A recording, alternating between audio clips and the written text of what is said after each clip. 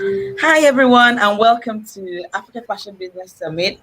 Thank you for joining us on today's session or fashion dialogue. Today we have Lucilla Bigham. Did I pronounce it well, ma'am? Yes, you did. Lucilla Bigham. Okay, because I had to go online to see how to pronounce, the Bigham. And Wow. yes, I did my research.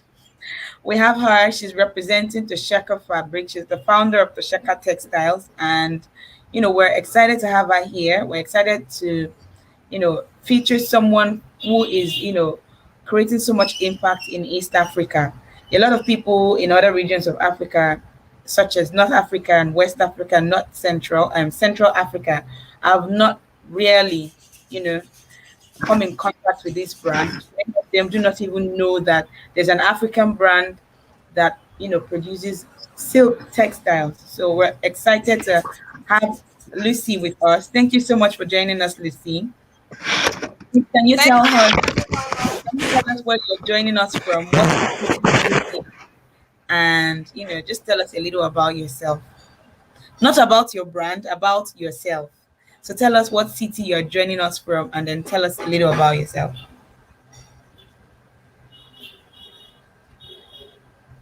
Can you hear us, Lucy?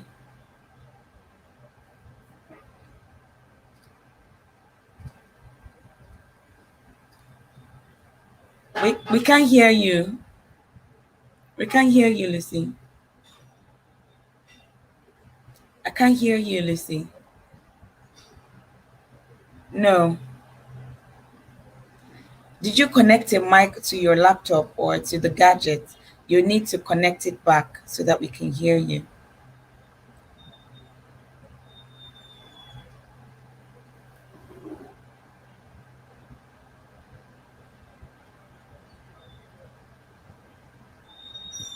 No, we can still hear you, but it's okay. Just, I don't know what we can do to help to solve this problem. Can you unmute on the screen? There's a place where you should be able to unmute. Yes. Oh no, it's Oh, yes, I now, can hear you now. now you Fantastic. can hear me. Sorry about Yeah, that. that's okay. That's okay. Little technology problem. Yeah, exactly. We're not professionals with this technology thing. We're all Yeah. learning, so it's okay. Okay, Okay, so I so said earlier, I said, tell us a little about yourself. yeah. I want to know your tribe, your country. I want you to tell us what city you are in right now. And, don't tell us anything about Tosheka Textiles, just about you as a person. Tell us a little Okay. about Okay. So basically, I am a Kamba by tribe, you. and Okay. here we go by the paternal tribe. My mother was Patama. Kikuyu, and my father was Kamba. So ideally, I'm Kamba by tribe. My second name is actually Wanjiro, which is a Kikuyu name. So Okay. I am. They call me the Kikuyu Kamba, where I come from. What does So that mean? I'm a Kikuyu. My mother was Kikuyu by tribe, Okay. and and my father Kamba. So ideally, Kamba. I am Kamba. Kamba. A blend. Yeah. Yes, and just by default, I operate from Ukambani land. Ukambani is the tribe. Okay. Right now I'm in Machakos. My Okay. work is in Makueni, which is the neighboring county, Okay. and I work with the Kambas who are very gifted artisans.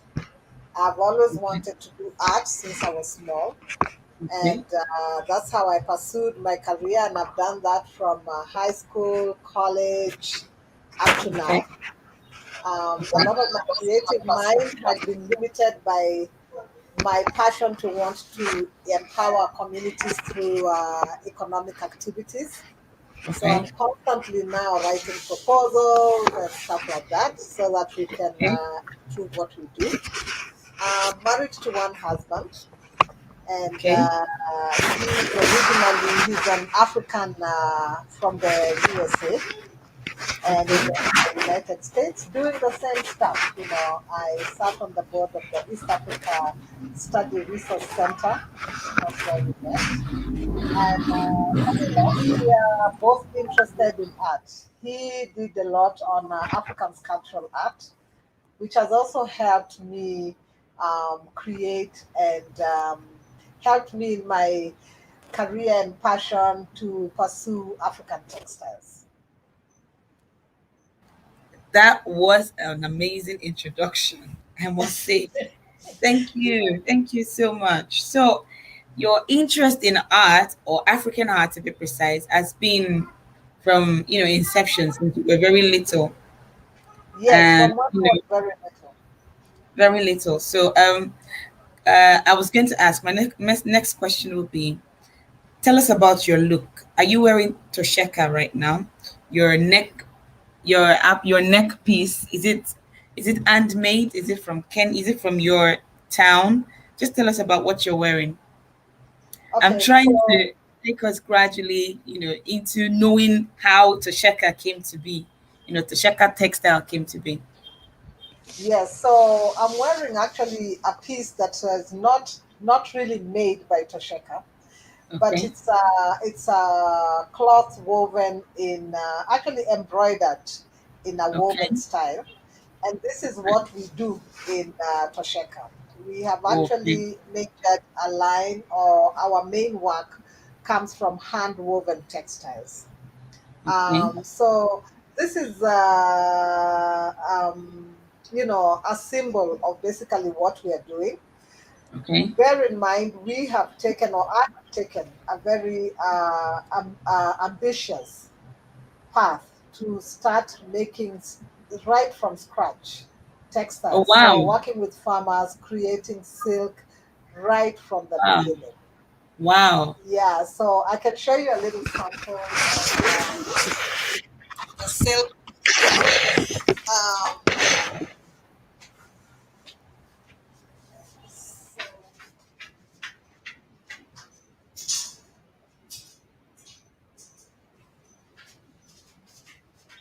so we are creating silk right from cocoons, making cocoons, and then we degum them into silk, and this is what makes our silk fiber, and then we make the fabric. So this fabric is so much sought. People want this fabric badly, but our lead times are very, very long because we have to engage the community in the hand spinning. Most of our traditionally, I went into the Cumberland by default, but because we are very hands-on, my tribe. We are known for basket weaving, but we learned how to spin very quickly, and we are now spinning so fine to make fabric, but very few of the women are engaged in it. We have actually touched 200 women, and right now we have maybe about 20 spinning, and that's for the lack of the tools to do that. Remember, we have to do this in a contemporary world. So we are taking traditional skills but using them in a contemporary world. I One of see. my Okay. designers, yeah, one of my designers who actually has never really seen even this outfit of mine, Katungulu Mwendwa, came up with a design very similar.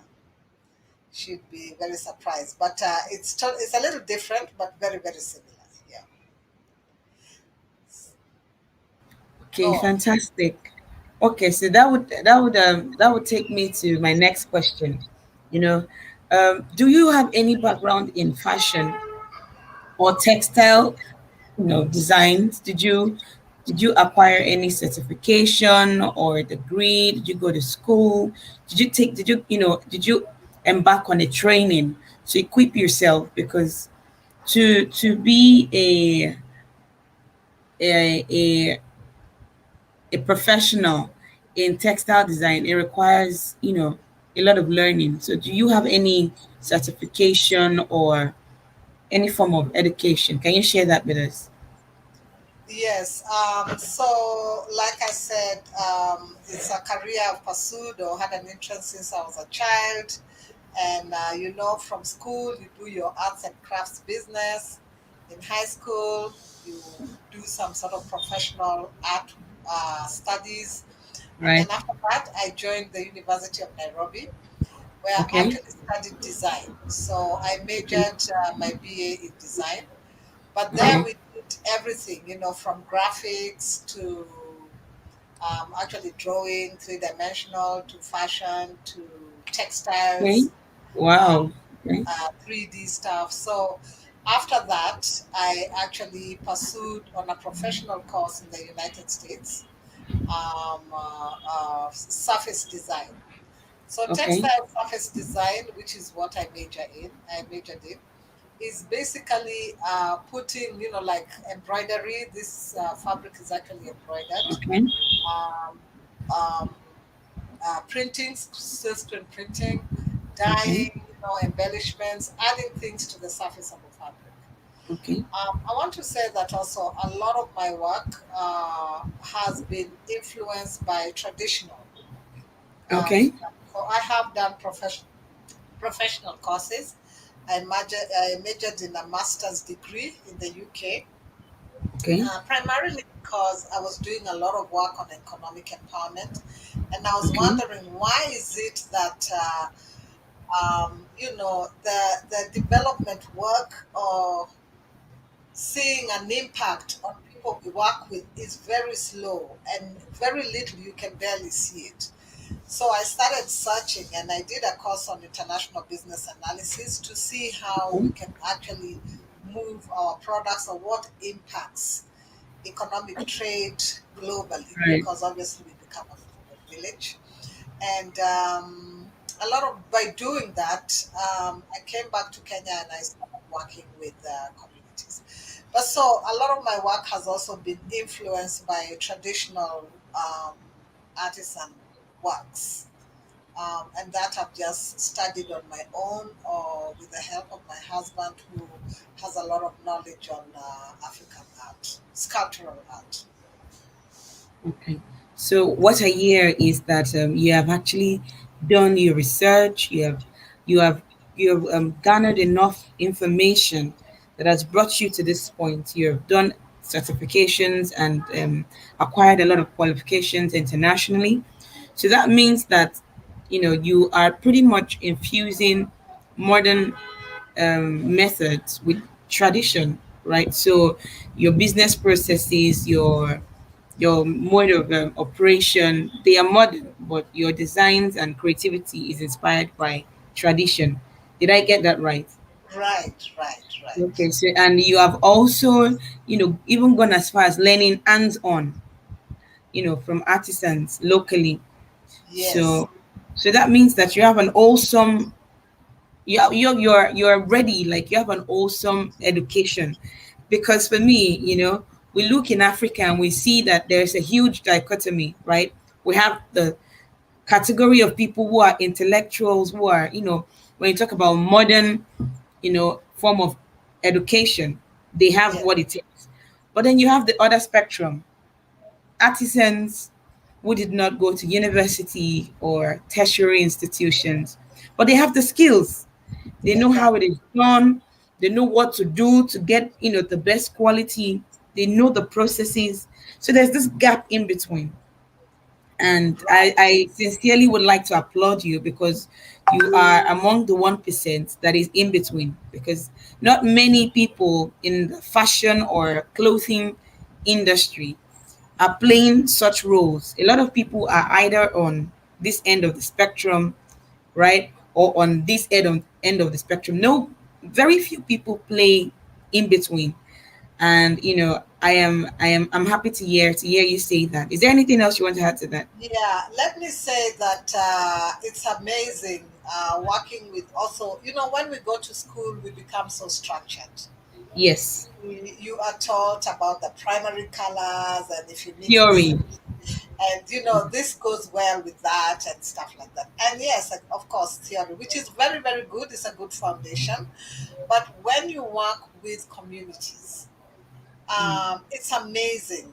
Some of the most amazing textiles that we've probably put out there, and immediately we land in an exhibition, that's the first thing that goes, Mm. would be works that women have put together of very unpredictable colors, Mm.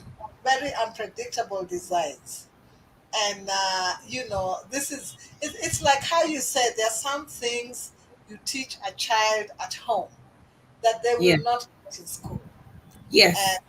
yes, so this has really been amazing just to, and initially, like, and I know we're going to talk about it maybe when we started our recycled stuff, I had this idea that, oh, this is exactly how the baskets will look. This is exactly Right. this colors I want, like this, like that.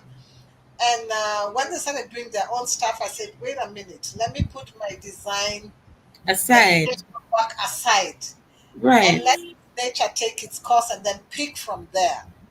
Right. Now, to do something that a client or something may desire. So it's a So very interesting mix, yeah. so we both agree that creativity is beyond a specific kind of education. Creativity Right. is inbuilt, and like you said, when it comes to Africa, right? A lot of these things are passed on from generation to generation. So it's not about what you're taught in the classroom. It's about how Right. you interact with your community, how you interact with the resources available to you. You said something striking. You had an idea of how you wanted your designs to look, and then you compared it with that of artisans, and you're amazed at the quality of designs they are bringing forward. That's pretty interesting. I'm really excited to hear that. We read online that you have embarked on investment fundings. You took part in the Right. Lions Den in 2016. Um, Before I ask about the Lions Den experience, how did you get to that point? When did you realize that you were ready to embark on such a huge stage? Because I know the level of anxiety that comes with facing investors, like sharks and lions. But how did you know you were ready for such? Was it a plan? Did you say in 2 years I'm going to go to the Lions Den and present my business, or was it a situation where you needed funding urgently to meet, to facilitate production and meet orders? What inspired that journey? That decision to go to the Lions Den. Okay, so the Lions Den happened really quickly. But I also Okay. want to tell you that before then, I had actually done some sort of preliminary on the Shark Tank in the US. Okay. And then the Lions Den, I think someone called and said, you must go to the Lions Den. Right. They knew about our works, they knew about me and all that. And so in a week's time, I had to prepare. In fact, at that period, I wasn't feeling very well. And they said, you must come, you must come. So it wasn't a question of I was thinking I must. I had planned to go to the Lions Den, but aside from that, yes, we had been looking for investment. Wow. Um, Okay. like I told you, I've embarked on this big project, this ambition to develop textiles made in East Africa. I see Yes. a really big opportunity, and up to now, we have been looking for investments to pursue this cause. Do you ever do something and somebody says, like in the county, I would say, oh, we have, I need to be, we need, we have this project, we have these women can do this, we have this silk that can be grown here or cotton or anything. And everybody puts you aside like, oh, you're such a dreamer. Have you ever done something like that where people are thinking, Yes. oh, They look down this on is you and they're wondering why you yeah, thinking out of the box. out of the box? And then when you actually, I did that, and one guy in the, excuse Bless me, you.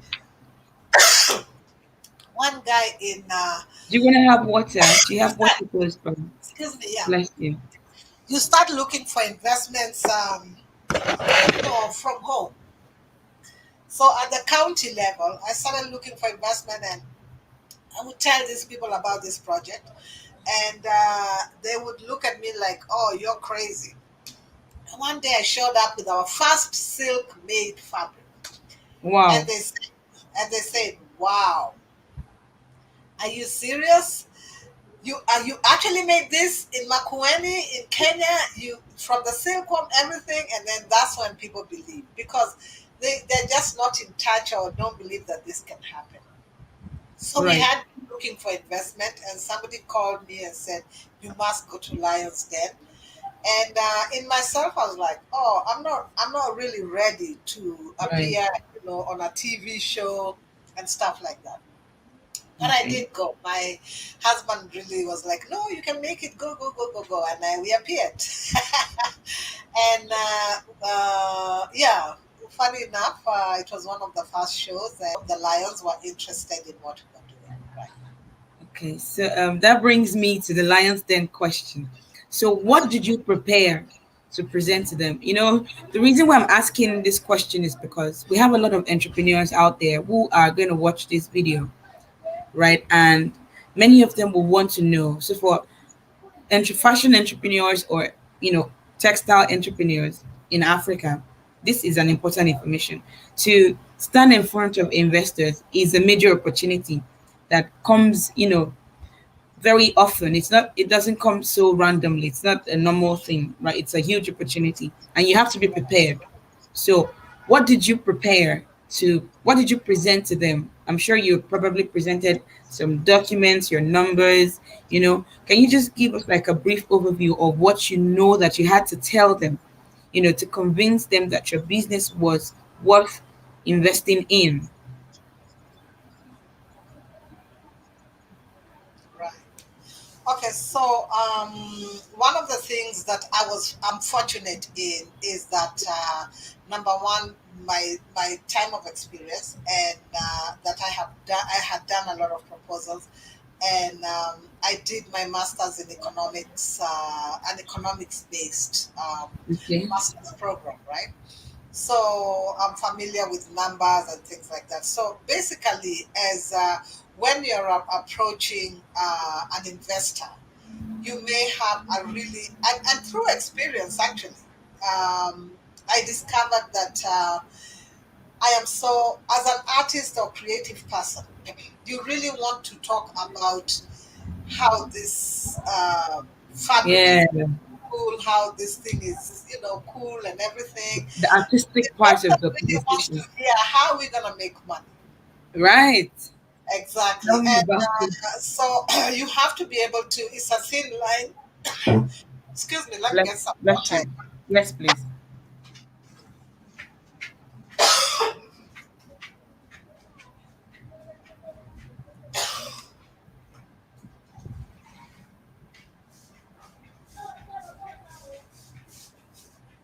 Yeah, so you have to be able to know how to convince them that this is going to work and this is how much money you're going to make. Right. Still interest them in this product, because those two go together. The product goes with I don't know why I got choked. Maybe I got too excited. The Yes. product goes. Bless. So we had to prepare on how we can actually present our product as well. Okay. Uh, it was and how you can interest them. Right. So one of the things was like, can you imagine this little worm Animal. making Right. something like this? And then Right. after that, go into numbers. Um, yeah. So one of the very key things is that don't get too bogged down on your very interesting fabric, beautiful. And I have done that mistake. I have been before many other investors where I talked so much about my product because I'm a creative person, and lost the numbers bit. So it's important to sync the two. Yeah. Okay. So, I'm glad to hear that when you're in front of investors, so it's more 80% the business and 20% creativity. So You're going to focus more about the numbers, how you're going to sell, the profit margin, how how much you can make in 6 months or a year. You're going to give them the figures, right? And also you have to do, you also have to present the beauty of your product, how the product is creative, unique, and all that before the Yeah, investor. and the other thing, Damilola, is that you have to show, that your product is valuable. Right, Why is it that people would be interested in buying your products, and who are those people, and how many are right, they? Are they able to right, buy? Do they have the income? Yes. So right. basically, other than numbers, that there's The actually a viability, need for that the product, right? market. Yes. So pretty much you have to sell the whole picture. There's a good Right, product. These are the figures, and these are the people that want them, and that's why you need their money, right? right. They have to know that as much as they are investing in something that is of quality, and you have your numbers right, you have the people to sell them to. And I think that Tosheka Textiles will become a global name, and an household name across Africa in no time. I'm looking at, I read so much Amen. about your textile, and I was so impressed because the fashion industry is beginning to think more African. Many people want to source their fabric locally. Many people want made in Africa. They want their threads to be from Africa. They want the textiles to be from Africa. They want the excuse me, they want the designs to be made by Africans. Well, it could be consumed by non-Africans, but the origin of each design now, Right. Africans are beginning to see why it can be wholesomely African. Textile production, design concepts, the all of it. And many people are sourcing, they're searching. And I believe that you would still need more investment, because at some point the orders and demand for your textile would triple or quadruple, right? So I would like to ask, can you share with us the impact, like an overview, how that the fundings you received at the Lions Den, how did it impact on your business? What were you able to achieve just by getting investors to come on board? Yeah, so unfortunately, we never really, after the lines then, you think you agree you're going to do this, but when you get down to after that, you have work to do. Okay, we can't First, hear you clearly. I said, unfortunately, we did Okay, not get the funding we didn't get the money from Lions then. okay, But we really wanted the two lions because one has done very well in selling her stores, her outlets in okay, Kenya, and she was really looking at producing fabric in Kenya. But the way okay, we do our fabrics, we have engaged the community. So as we looked down the path of how we were going to collaborate, there was somewhere we were not meeting because she is buying and selling, and here we are making, and the process of making and the equipment and what we wanted to do. So that didn't go very well towards the end because we didn't get the money. We didn't quite agree on okay, how the investment was going to go, but it was not in vain because one of the things is that both the ladies have done very well in Kenya. okay, And so that process of negotiating was good for us because we were able to see where we were lacking or where we were falling short or where we'll okay. be able to and then also give us the confidence of what we are doing is right and we don't have to just go for money if it is not going to Yes, affect true. our cause or if it is going to adversely change our The- mission. Uh, exactly. exactly. So that negotiating was very good. And again, not in vain. Look at this. We are meeting people like you when everybody Googles us at Lions Den. It's a very good marketing Exactly. tool for us. Exactly. So, yeah, That's my that's next question on the screen. I was gonna say that, despite not getting the funds, how did the Lions then impact on your publicity? So this is Wonderful. something for fashion entrepreneurs and textile designers. As much as you do not get the funds that you need, big platforms like that, you know, bring you more to the world. The world gets to hear of you. You know, you have an extended reach. People get to know more about you just because you participated in in the Lions Den. So that Yeah. means that publicity was great, right? The publicity was great, and after that, we actually got funding from the Africa Okay. Enterprise Challenge Fund. Okay. Which we still had to apply, but having been through the Lions Den, that was a plus for us. And even through Yes, the that, learning curve. on your Yeah. proposal, and they're able to see, on YouTube, everybody's asking, okay, so what sort of accolades or what of sort of, things have you, um, can we find online about you?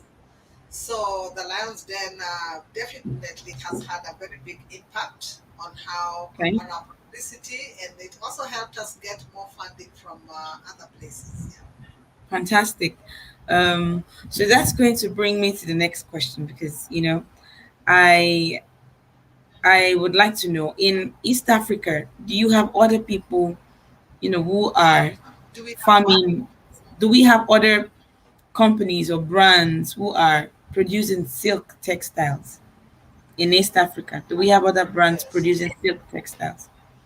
Were they before you, or did they begin to So we spring don't. up after you?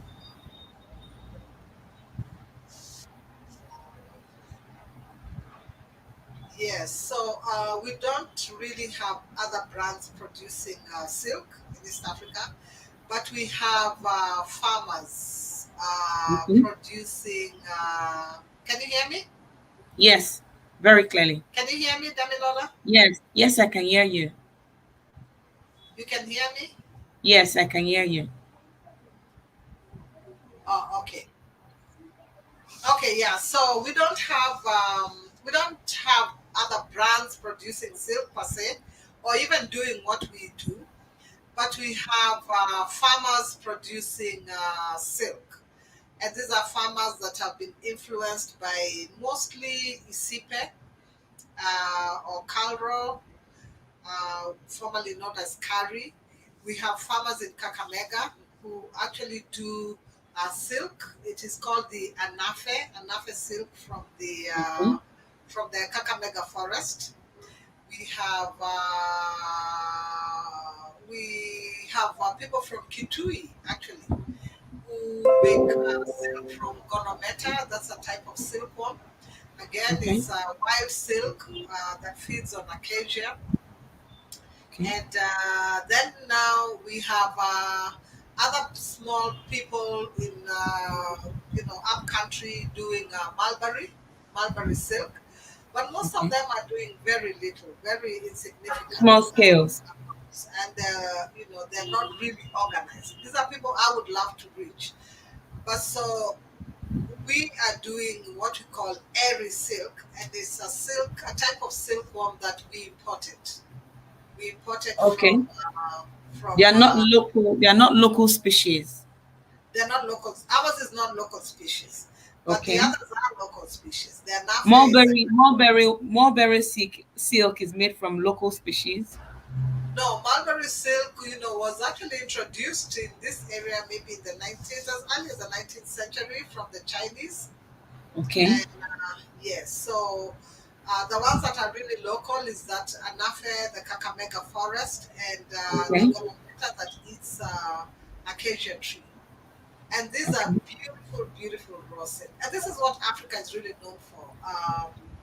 Raw silk. I mean, long before Africans made actually loincloths from the silk, like the toga in Ghana and Ghana. Yes. Even in Ethiopia, it was even really used in Ethiopia.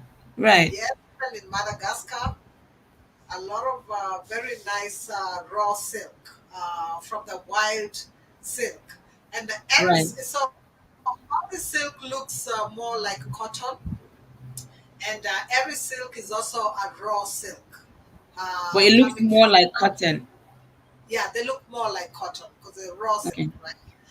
And and unless if they get a shine, you have to sort of fire them. But the our silk is also a wild silk, but it is Okay. domesticated. And What does this is that the mean? domesticated. It means that now it's kept in one area, in a room or a shed. It's not in the wild. It's not in the Right. forest. Just okay. Understood. It's Just like a wild dog and a pet. So they yeah, are exactly. reared. You rear them.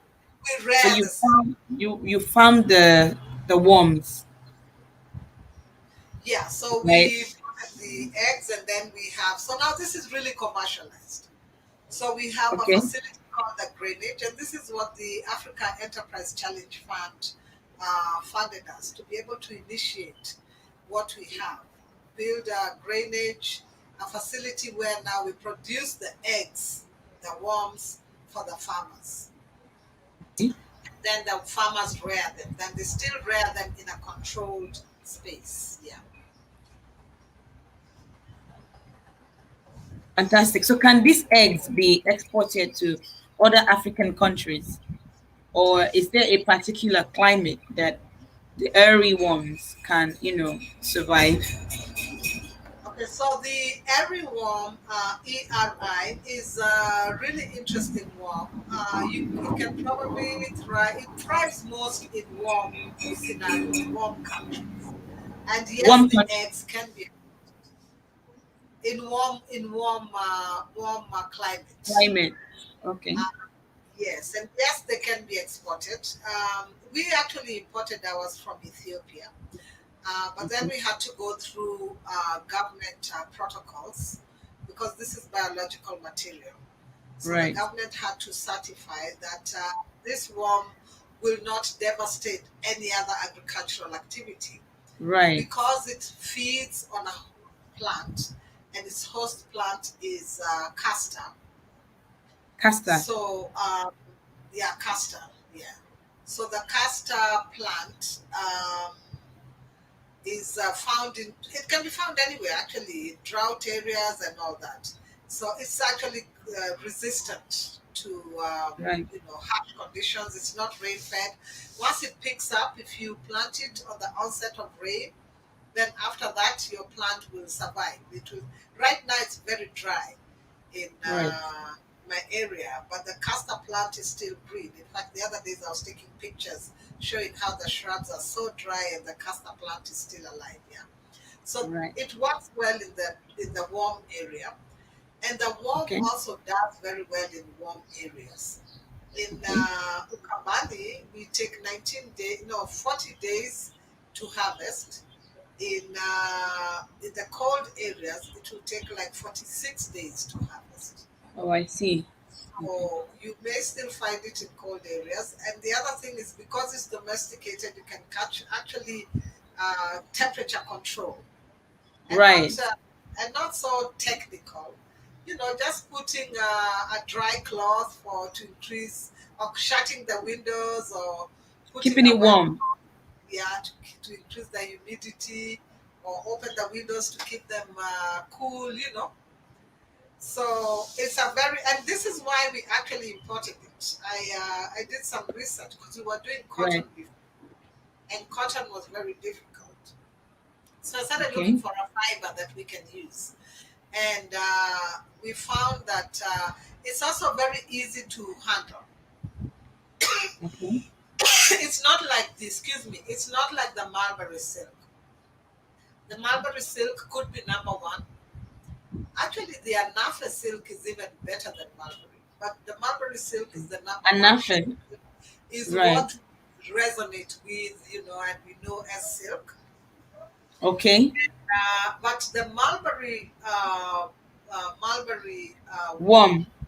is very sensitive to diseases. It's very prone to get diseased and all that. Difficult to handle. The airy Right. silk, and unlike the mulberry, is very easy to handle. So it's a simpler thing to introduce to a community Right. because then it doesn't have to be perfect, clean. And Right. then you're talking about communities in the rural setting. Okay. So this was more attractive. Yeah. Fantastic. I was going to ask you, so for your company now, upon importing the eggs, did you keep importing or you just multiply them? Right. Did you Yes, keep so we don't importing have the eggs? yeah, we don't have to keep importing eggs. This is what I was saying. One of our major funding helped us to build a facility where now Like it's an incubator?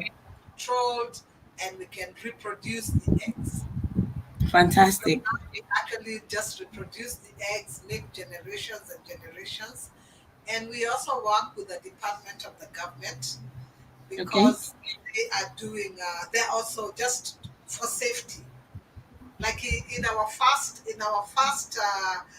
uh, fast rearing, all our worms Oh wow. died. Yeah, so it's been a challenging journey, but then because we had a backup from the government Right. bank, we were It able was to easy. get You got the support from the government. yes, and then we can also create generations because now they have when sometimes when we mix the two, then we create another generation. Right. Right. That's fantastic. These worms, would they be considered more affordable to purchase? So, and would you think that an individual can start rearing these worms on a small scale? Because I remember you talked about the mulberry silk and the afari. What's the name of the other silk you mentioned?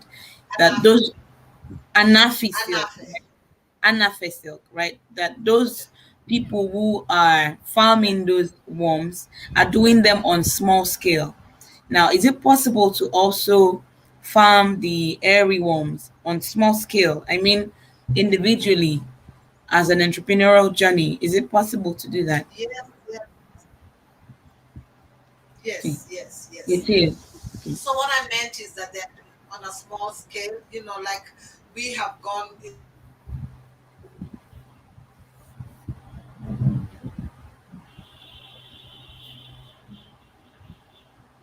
Hello,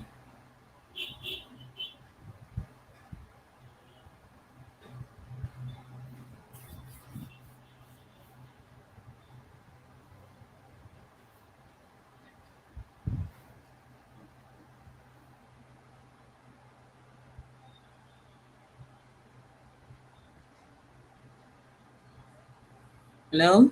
Okay. So we've been having such an interesting conversation with our guests. It's been it's been amazing, really, and we can't wait to have her back. Can't wait to have her join us back on the platform. But while we wait for her, so far we realize now that the fashion industry as a whole in Africa has a lot of untapped opportunities. Just talking with Lucy, it's obvious now that entrepreneurs who are interested in the fashion industry can actually venture into the other aspects of the value chain, such as silk production, silk manufacturing, you know spinning, different stages, different aspects, for us to finally arrive at that journey where African brands can be 100% made in Africa. We would actually need players across the value chain. um, we look forward to having Lucy join us again. Seems like she's having some technical difficulties. This conversation has really been, expository, because it shows us that there is so much that can be done. So, entrepreneurs in West Africa, entrepreneurs in North Africa can also explore the opportunities, you know, in textile manufacturing. Now, we will be taking the conversation further to discussing about the process of farming these worms and the process it takes to bring the raw silk derived from the worms to a finished product. I would also like to know, the cost implication of these processes. Um, However, if we do not have Lucy join us in the next few minutes, we will end this session, and we would definitely have another episode of this same conversation, because it needs to be told. African entrepreneurs need to hear about this. African entrepreneurs need to learn about this. Um, so while we await Lucy joining us, right? Okay, so I think Lucy is back. Hi, Lucy. It's great to have you back. I think that you had a network disruption. Okay, so seems like Lucy's network is faulty.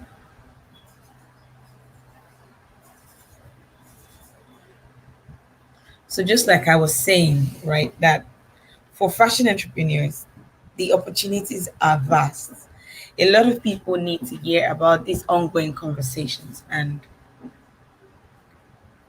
for me, it is mind blowing to know that it is possible to farm cotton in Africa, to farm silk in Africa, you know, and I this conversation, this dialogue has really, you know, created such a huge enlightenment for me, because not only can we achieve made in Africa, we can also.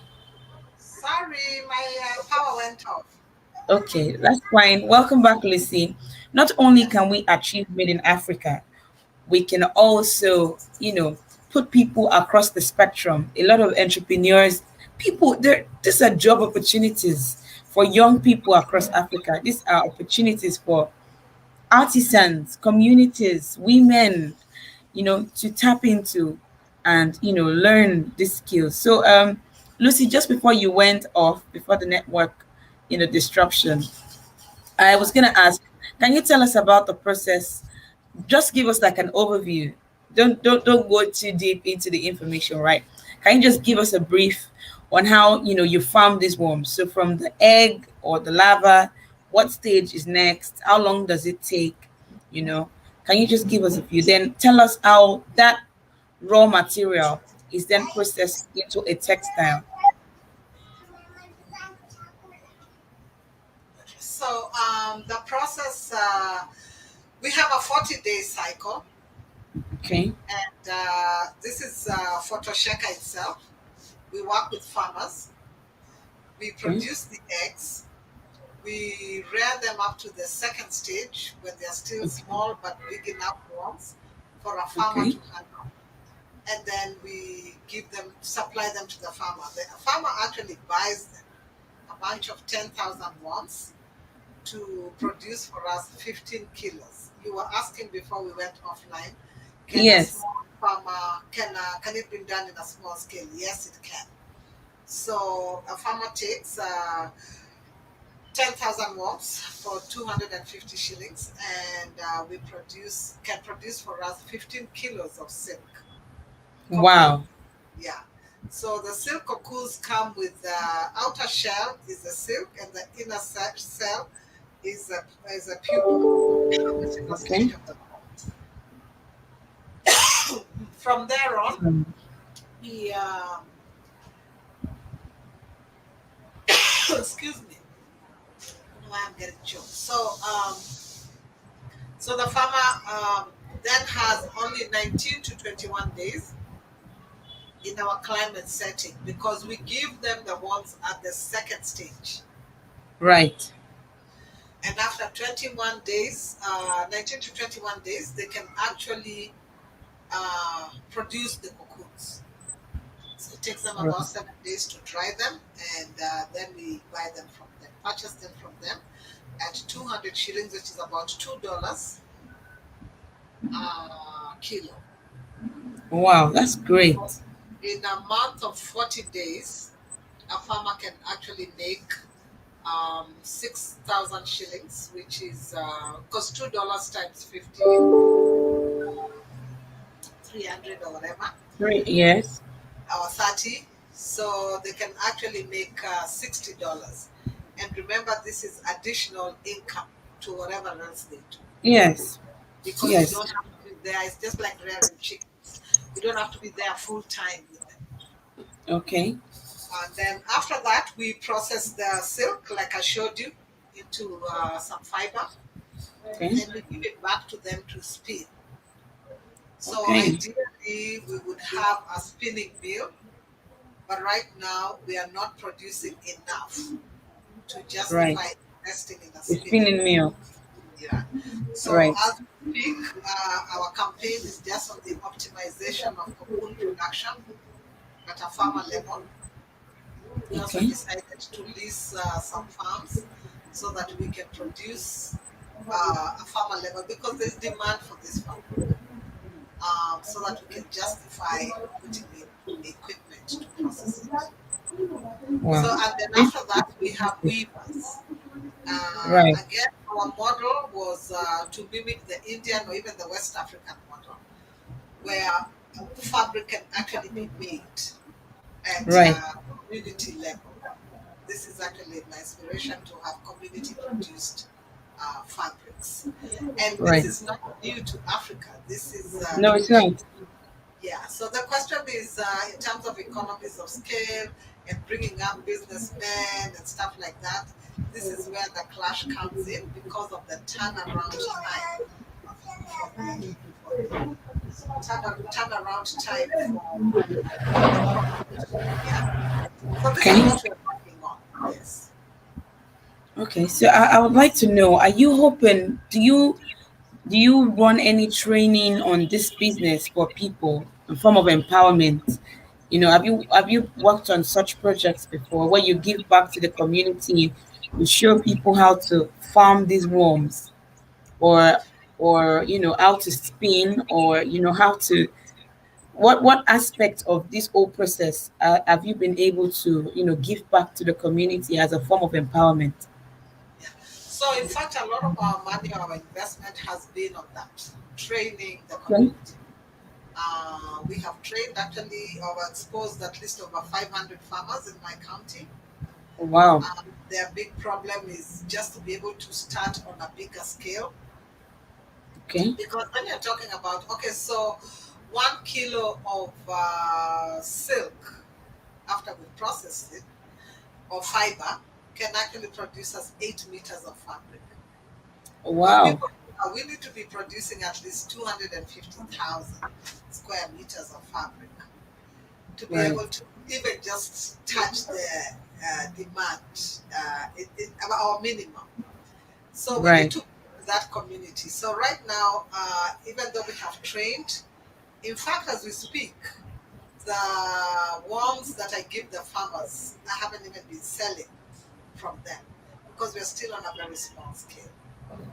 So Okay. we do give back to the community through the training. We have trained them how to spin. We have even given them the tools, spinning wheels. Again, as one person, you cannot just, I mean, we have very few spinning wheels. So we All need to right. be able to give more of the communities and not necessarily give. Actually, my plan is because they can make money from it, if they could get a loan, then from the And proceeds of invest. what they're making, they can obviously pay. Right. So, yes, we have given back in the form of training, and definitely, right now we have about 20 out of the 500, 10 farmers and 20 spinners. That's And a it's great. good That's for a them great because effort. they can generate income from the farming, they can generate additional income from the training, I mean, from Yes. the spinning, they can Spinning. generate additional income from the weaving. And Yes. these are products that people are really looking for, you know? It's a niche market, but big enough to make a difference. Yes. I agree. It's a I niche want to also market, add, and it's Damilola, also that the future. yeah, let me just add that another thing is that I don't know if you were going to ask this, but we have a lot of designers looking for fabric. Yes, One of our attractions has been many designers calling us, coming to our workshop, understanding the parameters we are working in, and producing their own fabric, because we have created so many creative, fantastic African textile designs, patterns, but they designs. don't have fabric to work with. They're limited. Right. So, really, our proposition is that we can make fabric for anything, fashion, fabric for home goods, Home fabric for good. shoes, fabric for bags, whatever. And I think there are many creative minds in Africa that are really looking for something like this. Yeah. Okay. I'm very excited to hear this. And beyond this dialogue that we're having, we look forward to working with you. Probably, see how we can create a training content and put the word out there, because the more people Tosheka Textile is able to empower, Right. the more people you have, you know, in your value chain. You have more people loyal to Sheka, people who are farming, people who are spinners, people who are weavers, and before you know it, you have a complete chain, and you can meet the minimum order that you desire. So I'd like to know, do you have a website where people can order for your product, or do you just supply based on, do people have to pre-order, or can people just order for your product, um, in meters? Okay, yes, you can order our products in meters.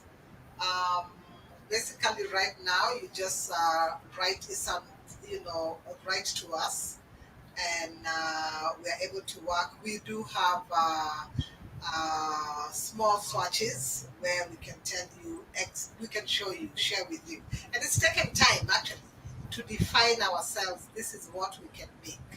Because Right, initially you have everybody asking for this, and can you make this? We tried, then can you make this? You get stuck in that. But now we have a catalog where we can produce, you can right, work from and say, I want this texture of fabric, or I want this weight of fabric, and that we know for sure we can produce. right, The other thing is, yeah, we do work with designers. You can come to our workshop and work with us and produce your own fabric. It takes time. If you have the need to invest in that, you can work with us. right. We have a Viva, we have one loom for designers to come and create their own stuff. So at this point, you would have to write to us. We do have a website, but we don't take any orders from that. We have outlets like the Savannah Space. We have the Hub, other online platforms where you can order from. Okay, so I'm glad to hear this, and I'm sure that interested persons will definitely place their demands. For us at Africa Fashion Business Yeah, Summit, what we are very passionate about is to get people to know the possibilities within Africa, especially in the clothing textile. And we definitely look forward to collaborating with you, most likely with projects as well as trainings, maybe virtual trainings. Lucy, can you hear me? Lucy, okay. I had just one more question to ask Lucy, if she has any new patterns. Lucy, can you hear us now? yes, I Hi, can hear you. Lucy. Sorry, the internet switched. Okay, Yeah. that's fine. Okay, so I said that Okay, at this African Fashion Business Damilola. Summit. Another thing is that we have actually had so much success on the Instagram. Yes. So yes, you can find us on Instagram, and we have one of my associates that has been doing very well on marketing us on that platform. Okay. And we will definitely share your Instagram platform. We'll feature some of your fabric designs on all the platforms that we have. and we look forward to working with you. It would be a great thing to come up with a curriculum, a simple course to help people venture into this kind of business, probably with a mentorship program with you, you know, and how they can begin by probably selling Tosheka textiles, probably retailing or spinning for Tosheka, whatever aspect of the value chain that they can position themselves. It will be great.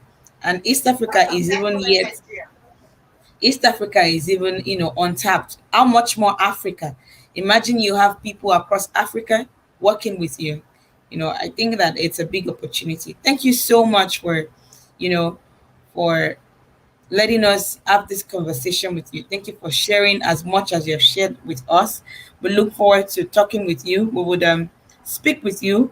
We would like you to be part of the panel at the African Union virtually. We would stay in touch with you because the people we work with, we have to take them all the way. So if we're going to have a panel at the African Union, we would definitely invite you. I will be in contact with you for more Okay. information as regards that. Thank you so much, Lucy, Thank you, and thank you for this opportunity. It's thank been you very much. wonderful, and thank you for finding us. It gives us courage. It encourages us more to be able to continue to pursue what we are doing. Sometimes you're doing something, but you don't understand just how much impact you have. The impact, Thank you, exactly. thank But you. what you have done is that you have put a good foot forward. You have set precedent, and a lot of people are going to follow in your steps. Thank you so much, Lucy Lau. Thank you everyone for watching this session of the live sessions. We interviewed Lucy Lau Bigham, the founder of Tosheka Textile. They are the next big thing in Africa's clothing industry. Thank you again, everyone. And we would like you to share this interview to all those that you know that are interested in textiles. If they need, to contact Tosheka Textile, they can send us a message as we will be working with them, collaborating with them concerning a mentorship program that Tosheka can take, can enroll people in. And we look forward to anyone interested in working, across the value chain with Tosheka Textiles to contact us. Thank you so much, everyone, for joining us, and have a lovely day. Thank you, Lucy. Thank Bye bye. you. Bye